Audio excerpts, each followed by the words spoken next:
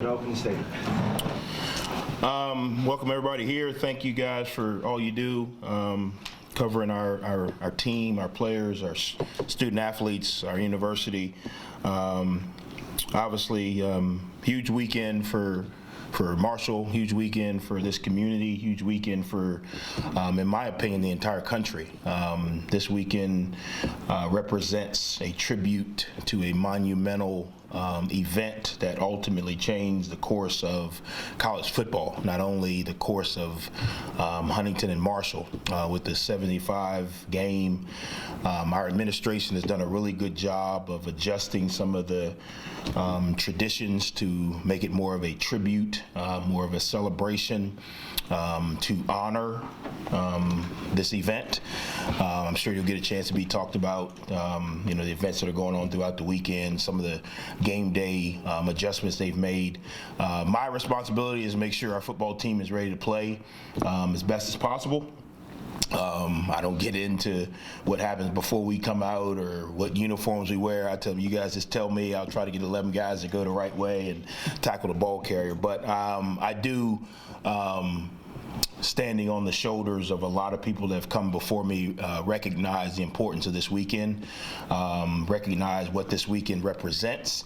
I told the team yesterday, our freshmen, your course of action with the NCAA was affected by this event. So even before you chose Marshall or before you knew anything about Marshall, Marshall University kind of helped shape your opportunity as we go. So with that being said, obviously looking forward to a great contest versus a really good opponent. I don't know who schedules homecoming in the 75 game, but I would like to be a part of the scheduling. I would like to do it a little bit more focused on the event than have a game that is a little bit more advantageous to our talent. But this weekend is going to be a phenomenal challenge for our football team. App State's an unbelievable program. Coach Clark and I got a chance to spend some time together, obviously last year when we played them, and then SBC Media Days, and then the SBC coaches event down in Destin. So I have a lot of respect for what he's done, what he's doing with that program, a lot of respect for how he goes about it. You can tell by the way they play that the culture there is strong. So we respect that. Obviously, with the past history of Marshall and App State taking the weekend away, the history there is rich from back in the old SoCon days. So our players truly understand the meaning and the importance and the rivalry that this game creates. But ultimately, it's going to come down to how well we prepare this week, how hard we play on Saturday, and how consistently we execute, just like every week. So I am one of the coaches that believe there is no bigger game than the other, but I do believe there are games that have a lot of other meanings and pieces, and this is one of those games. So our preparation won't change in how we prepare and what we have to do in order to be successful, but recognizing the outside factors that ultimately come with this game is important as well. So, just to build off of that, with everything that is added on this game, you talk about consistency. Do you need to do something extra to keep them consistent, or has the process of being consistent to this point helped you in managing a game with extracurricular activities like the 75 game, the rivalry aspect? Yeah, I think the approach is changed. I think with today's generation, trying to act as if it isn't other things involved and trying to act like you've got your blinders on is not the right approach. I think with this generation addressing all the other things that are involved, but also letting them know that the process for success is still the same is the way to go. Without social media and without some of the other pieces that have come in this generation, maybe you could kind of just focus on, the task at hand. Ultimately, I think with this generation, you got to recognize, hey, there are some other pieces. You are going to hear other noise. All those things are important in their own lanes. But what you can control is how you prepare this week, how hard we play on Saturday, and then do we execute on Saturday. I think that's the approach. I don't think you have to try and make one bigger than the other. the 75 game and the rivalry bigger than executing, or executing bigger. I think you got to address them, and then you have to do what we've done each week. We've played in some homecoming games, and we recognize, hey, it's homecoming for this team or this weekend.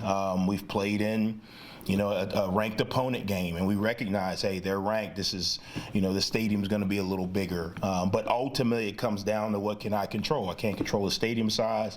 I can't control when someone determines that homecoming is. I can't control if we score a touchdown, or if they score a touchdown and someone throws a ribbon flyer over the sideline like happened a couple weeks ago. We can't control those things. But I do think addressing them and then getting back to what we can control is the right way to go.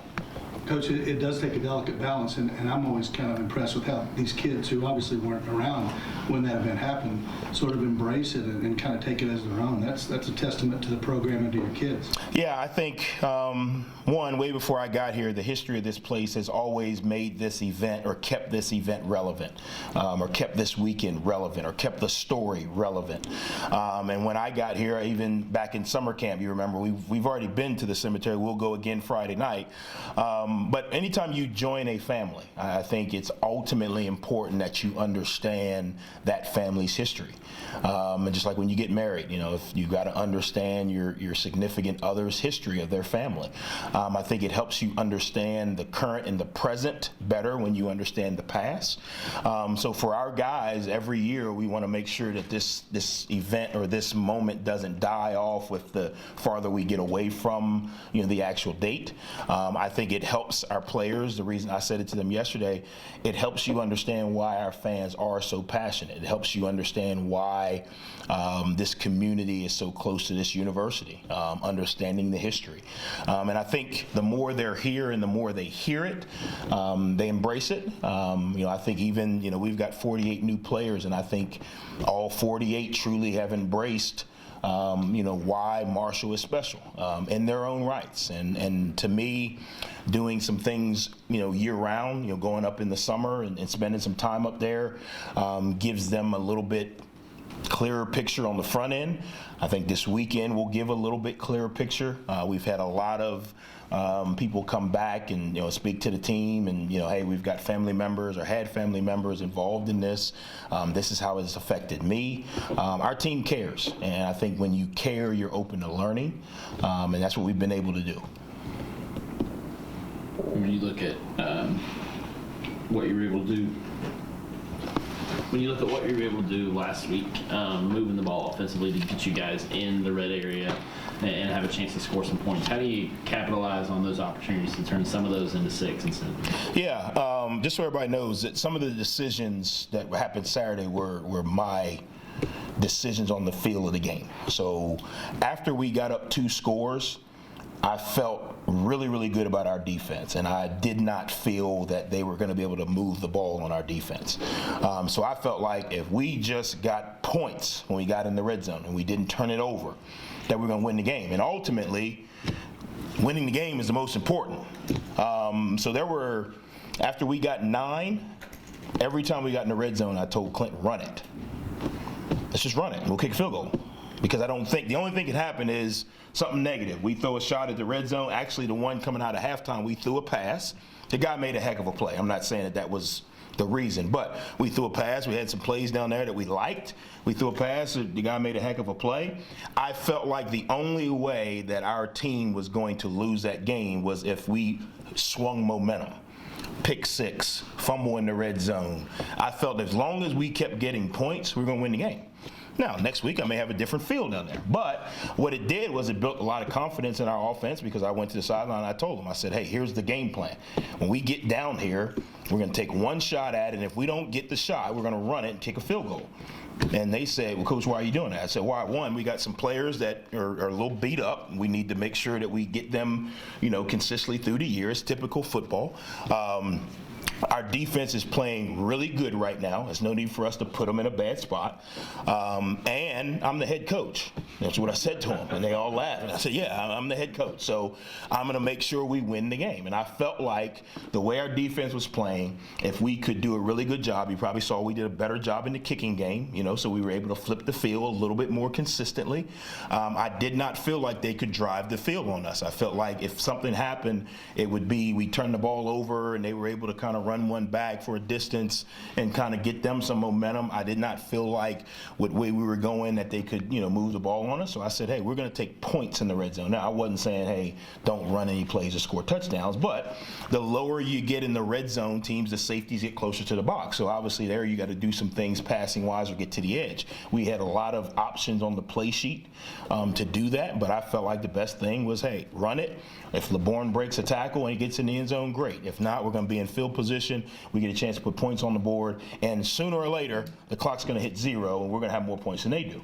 And that was the philosophy. About when we got to a 2-score game, I felt like, okay, we're in really good control of this. Now let's make sure we do a good job of closing the game out. It actually helped us work on some take the air out of the ball mentality, because if we do get up moving forward in the season, we're going to have to be able to control the clock and keep our defense off the field when we can. So I thought it was I know everybody in the stands may have been like, well, why are we only kicking field goals? Because that's all we need right now.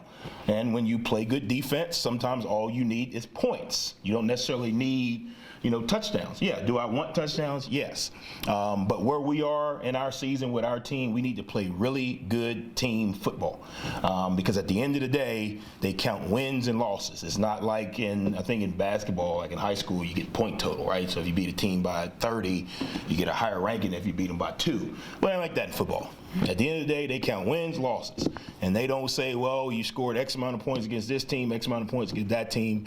And I thought where we were as a team, that was the best thing to do last Saturday. Now, I'm not saying moving forward we'll be able to do that, but I felt really good about the decision last Saturday, if that makes sense.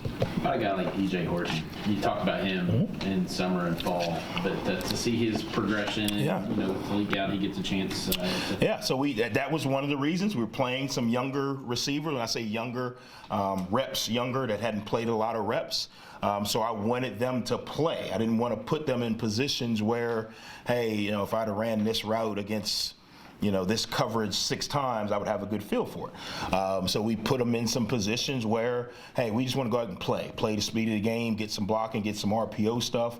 I thought they did a really good job. I think EJ's one of the guys we talked about right after the bye week, the back half of the roster having to truly develop. We've done some things since the beginning of camp. We call them developmental periods in practice where usually you have your scout teams and they just kind of run the other team's stuff for a while. But we've added some developmental practice periods where they're getting 6 to 8 plays of our plays so they continue to develop. A guy like EJ started the season on those developmental plays. And now he's kind of grown with special teams into a key role for us. And to me, that's how you have to develop the back half of your roster at this level. Obviously, there's some younger players who have athletic ability, but the experience of playing the game they just don't have. Well, you got to put them in there against, some guys with good speed, good strength for them to develop. And EJ's one of those guys. Shadeed is one of those guys. Caleb McMillan, he came back last week, did some good things for us. We got A.J. Turner back last week. He did some good things in the run game for us. Ethan Payne is starting to play with a little bit more consistency.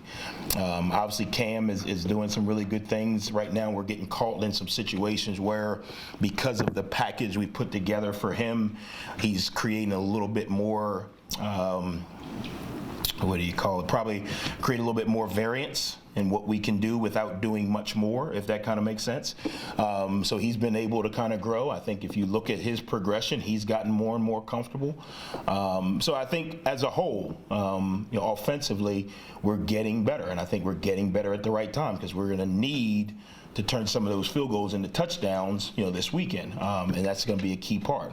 For the first time all year, our O-line didn't give up a sack. So that's a positive. That's a growth. I mean, obviously, what is this, week 9, week 8, you don't want to say, well, it's the first time he didn't give up a sack. Well, that's the reality of it. And I'm just as proud as those guys. I think we threw it, I don't know how many times we threw it Saturday.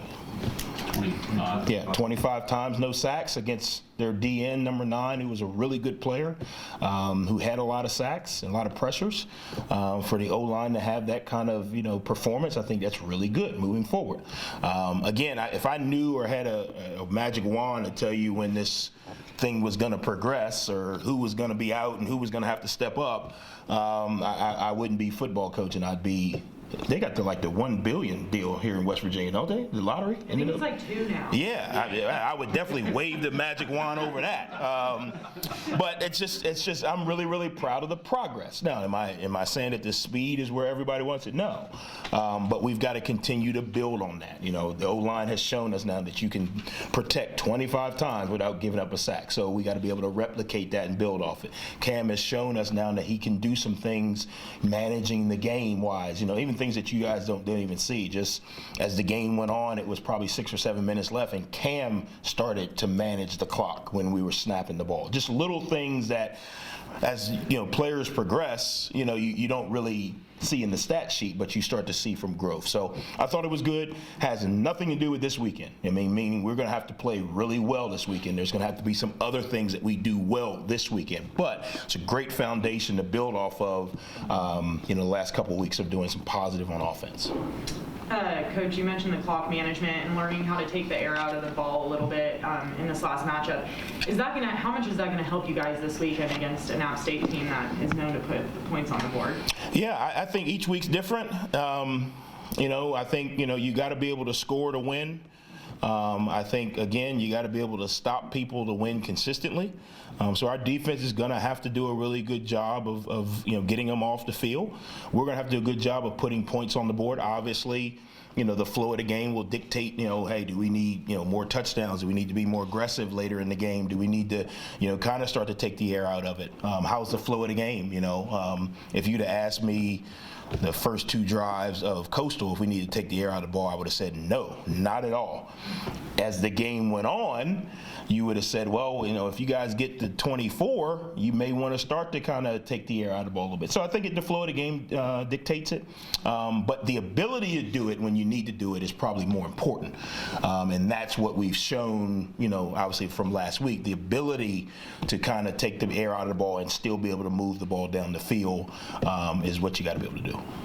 The last few weeks we've talked about Cam's progression, but how about Henry's change in role from the start of the season to now? How much is he helping Cam in game, having that experience that he does? Yeah, I think he's handled it great because I know you guys think that we only play one quarterback, but every week going into it, there's 2 kind of plans. Now, when those plans actually take fold and, you go to plan A or plan B, the flow of the game kind of dictates it. So as a player, you really don't know. It's not like we say, hey, you're going to pitch 37 pitches.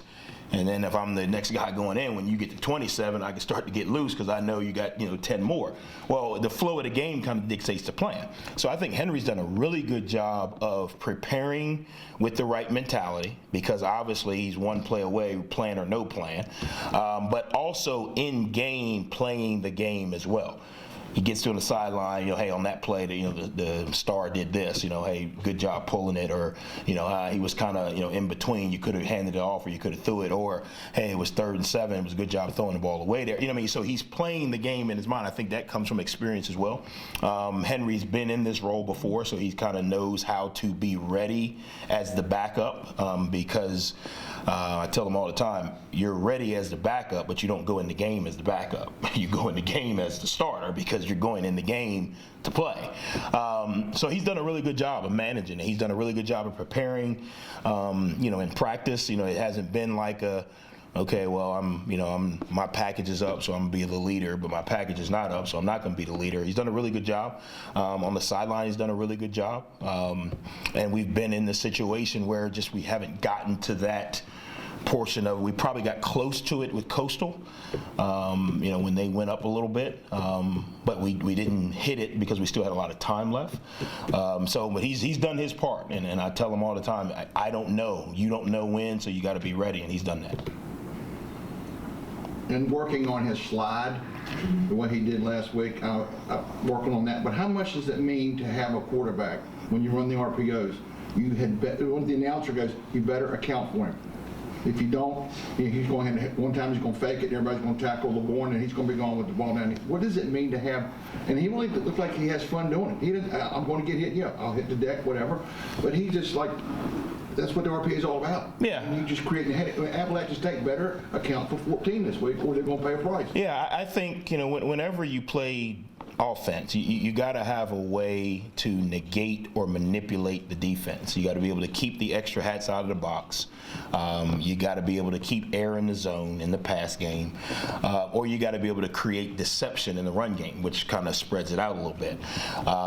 If you flip the clock back a year, the deception was not as much the quarterback being able to run like Cam can run. The deception was, if you don't close, this guy 22 is going to hit this hole wide open, and he's going to extend the play. His physical ability was that deception. Now we don't necessarily have the 100-mile-an-hour hit the hole, but we got a guy who's really, really patient and runs really hard. So now you can kind of play both if you don't have this other piece of the deception, like you're saying with Cam. So Cam creates a little bit of variance in our base RPO game, because now you got to have a player that accounts for Cam, so that's one less player that can be involved in the run game. And the thing about Cam is he throws well enough to where it's not just, if he pulls it, everybody can converge on it because he can still throw the ball. So what he's done is he's created some variance in what we can do. Now, there are some limitations in him. He's a little bit younger, so the experience in certain throws and windows, I tell him all the time, like, what you think you can do with your arm strength is not always what you can do in game. So there are some things where he's got to continue to grow, and that's kind of where Henry comes in a little bit. He gives us that ability he doesn't necessarily think as young as Cam does from, throwing in the windows and moving the ball when to hand it off. So, but I do think with the situation we're in now on offense, it creates a little bit of variance. So now we don't have to, last year we just handed off to 22 and he would figure it out. Or we'd let Grant throw it to Willie Johnson, where he'd figure it out. We just don't have that type of player. We have good players, different types. So Cam gives us the ability to create a little bit of variance in what we can do and how defenses have to play us. So what does the App State defense do that stands out to you? Yeah, they do a really good job. They put a lot of hats around the ball. They play a very similar defense to what we've typically seen in this conference from Lafayette and the other teams. Odd kind of structure with some overhangs. They got a really good pass rusher, two really good pass rushers, obviously, that play on the edge. Their backers are physical, really tough physical guys, play downhill. To me, they do a really good job. They're back end guys. They play a lot of, man coverage or single coverage back there. And those guys do a really good job of contesting balls in the air. So they play a defense and they put so many hats around the box that they kind of force you to throw it. But then their secondary is so good that you don't want to just throw it out there because they've done a good job of breaking up passes, getting interceptions. So what we've got to be able to do again is create a little bit of variance. How do we keep that extra hat out of the box, either by formation, motion, quarterback pulling it, whatever it may be, but also still be able to run our offense. There's answers to what they do.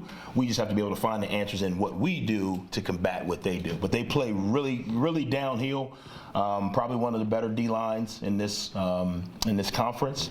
They do a really good job of pressuring, to kind of outnumber you in the run game, and you can tell that their coaches do a really good job because when they pressure, they still have protection. They're not pressuring and leaving voids. So we're going to have to do a really good job. We have to make sure that the quarterbacks understand where the pressure's coming from. What are my answers when there is pressure? What does the run game look like? How can I affect the run game? Obviously, the flow of the game. When do Reed may say pull it. But the read may say pull it and I get 3 and I can hand it off and get 3, not taking that hit. Those type of things we're going to have to really stress this week in practice. Now, what about their run game and the way they utilize Peoples and Noel and even Daytrick? Yeah, as a running back coach, I kind of, admire their consistency in the run game. Both of those guys run extremely hard, and as a running back coach, I commend them because that's something that's not easy to do week in and week out. Peoples has come back and done a really good job. He's a bigger guy, puts his foot in the ground, gets his shoulder square, runs through tackles. Both of their running backs do a really good job of reading the zone. They run a combination of outside zone and kind of duo double team without a puller. They do a really good job of that. The group that doesn't get as much credit is their tight ends. They're physical, and they're involved in the pass game.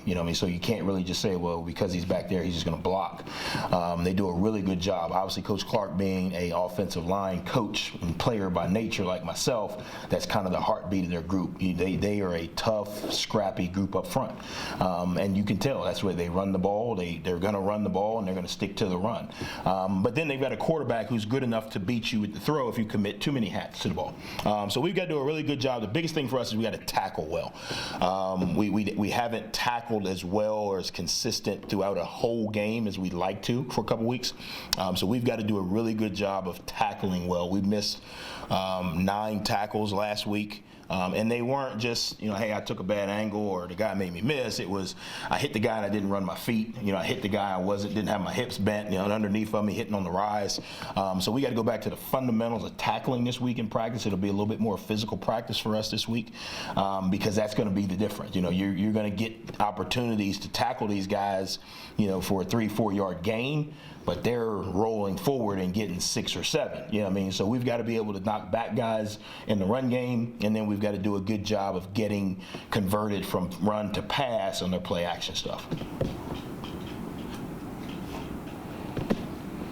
Good. Well, look forward to seeing everybody there. I told the team this is Huntington's game. This game, is all about this community and this town. So I'm really looking forward to this town coming out and supporting this tribute as much as this team. I think it's a combination this week, supporting the families and the people involved or affected by this event, and supporting these young men as we play a really good opponent. So thank you guys. Go Hurt.